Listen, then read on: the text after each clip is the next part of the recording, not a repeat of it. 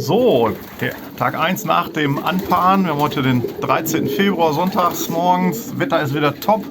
Tauben sind super gut in Schwung. Das mit dem Paaren hat sehr gut funktioniert. Wir lassen jetzt so im Wechsel immer einzelne Zellen raus, damit die Tauben dann, gerade wenn da jetzt noch Veränderungen sind, hier auf dem Reiseschlag ist das fast kein Problem.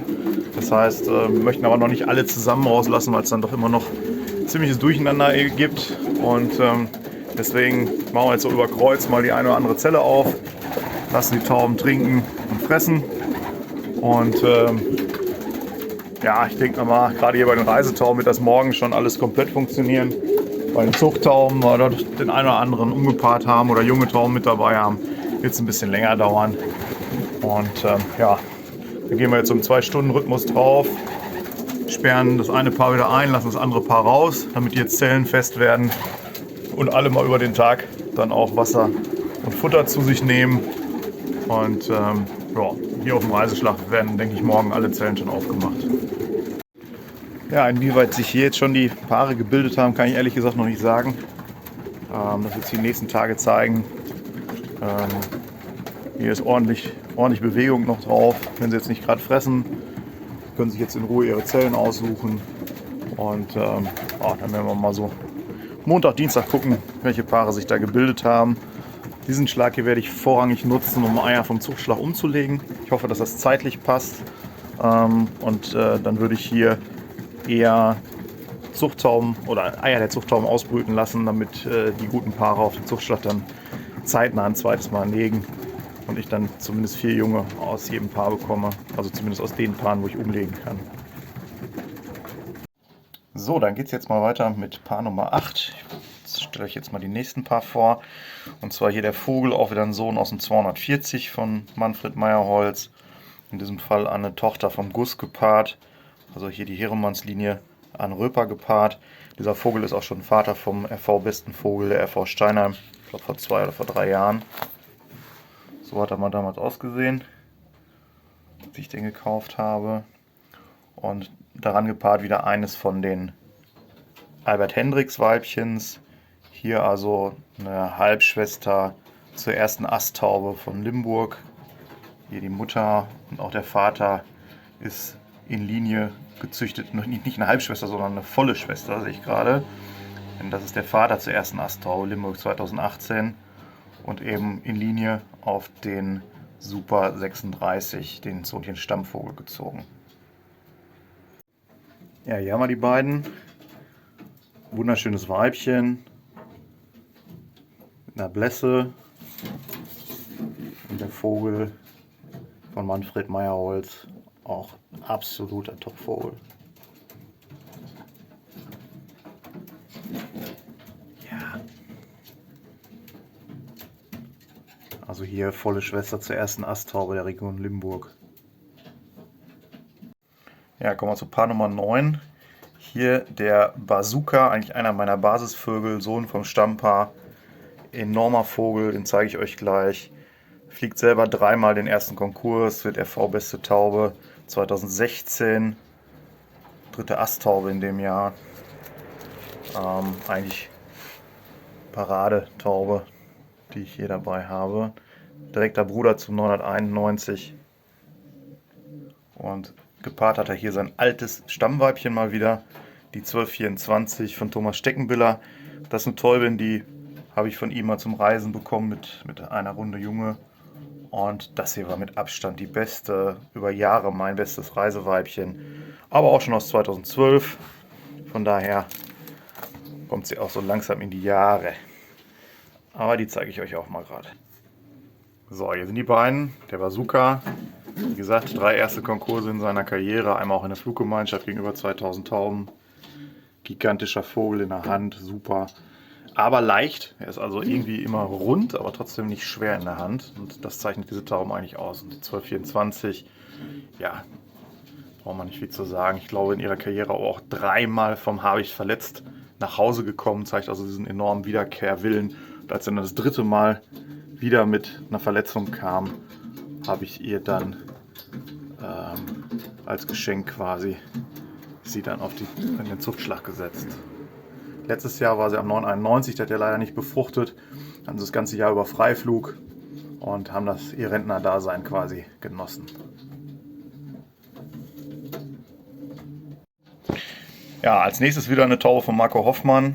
Hier wieder aus dem Kittelsohn. Ich glaube, da sind mittlerweile 23 erste Konkurse aus diesem Vogel nachweislich gefallen.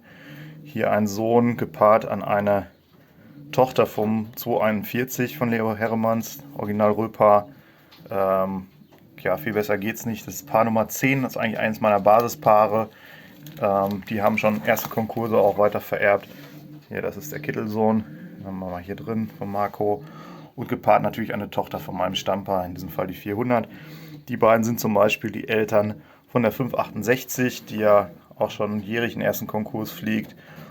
Dieses Jahr sind jetzt 2 Söhne, der 25 und der 32 in der Reisemannschaft. Und ja, da erwarte ich mir einiges. Ja, wenn man sich diese beiden mal anschaut, der Vogel, gigantischer Vogel, richtig kräftig in der Hand.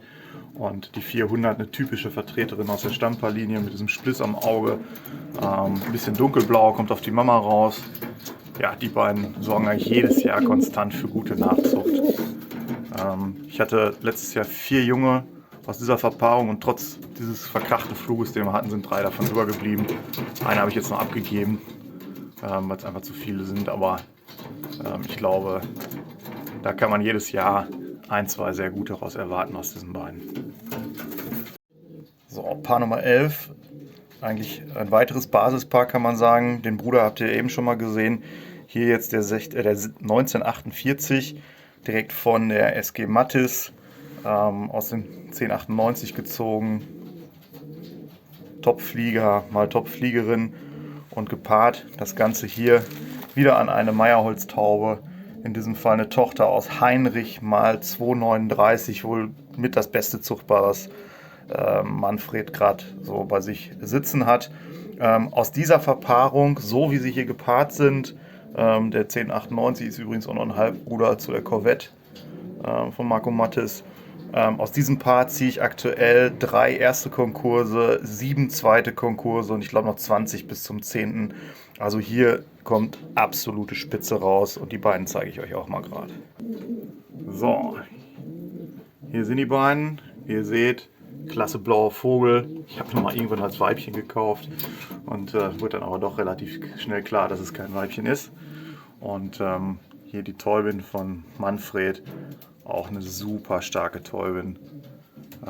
Ja, die beiden sind auch jetzt schon seit 4, 5 Jahren so zusammengepaart und man sagt ja immer, man soll viel umpaaren und ausprobieren, aber wenn es so gut klappt wie bei diesen, sehe ich da ehrlich gesagt keine Handhabe. Und da die Platzverhältnisse es bei mir nicht zulassen, dass ich großartig unterjährig umpaare, bleiben die einfach so zusammen. So, Paar Nummer 12, das letzte, was ich euch heute vorstellen möchte, der 1245, ehemaliger Reisevogel unseres Schlages. Auch dieser Vogel fliegt 3-mal den ersten Konkurs, dazu einen zweiten, 5., 5., 5., 5., 8. und so weiter. Fliegt 2018 10 Preise von 12 Touren, ist damit in der Meistermannschaft der RV-Meisterschaft, kommt aus einem weiteren Stammpaar, wenn man so möchte, nämlich dem 48 mal der 149. Und wie ihr seht, die 149 kommt aus Sohn mal Tochter Verkehrte. Was diese Tauben bringen, konnte man ja in der aktuellen Auktion sehen, wer das vielleicht verfolgt hat. Und wenn ihr dort seht, dass aus diesem Paar alleine schon 5 erste Konkurse und weitere Spitzenpreise bei mir fallen, dann sagt das, glaube ich, alles. Den Vogel habe ich jetzt seit letztem Jahr in der Zucht, gepaart an ein Weibchen der SG Krummtünger, in diesem Fall aus deren Top-Vererber, dem Zuchtass Athema Sohn hier und eine Tochter vom Anton dran. Ja, da sind jetzt auch die ersten Jungen und da wird man dann mal sehen, wie die sich schlagen. So, hier sind die beiden, 1245, wie gesagt auch in der Hand ein absolutes Schmuckstück, also der ist standardgerecht, der Vogel, liegt wunderbar in der Hand. Und das Mädchen eher ein bisschen schlank, aber auch ein sehr, sehr schönes Paar. Die Jungen aus dem letzten Jahr waren auch top in der Hand und ja, jetzt gucken wir mal, was die jährig so bringen. Ja, das soll es für heute auch schon wieder gewesen sein. Jetzt mal ein bisschen mehr Videos als jetzt über den Winter. denke, ich werde die nächsten Tage mal noch die restlichen Paare vorstellen, sodass ihr die alle mal gesehen habt. Und ja, wir hoffen, dass das Wetter so bleibt, weil dann wird sicherlich auch die Nachzucht gut, wenn die Tauben in Schwung sind, wenn viel Licht da ist. Das ist immer gut. Von daher viel Spaß beim Anschauen des Videos und bis zum nächsten Mal.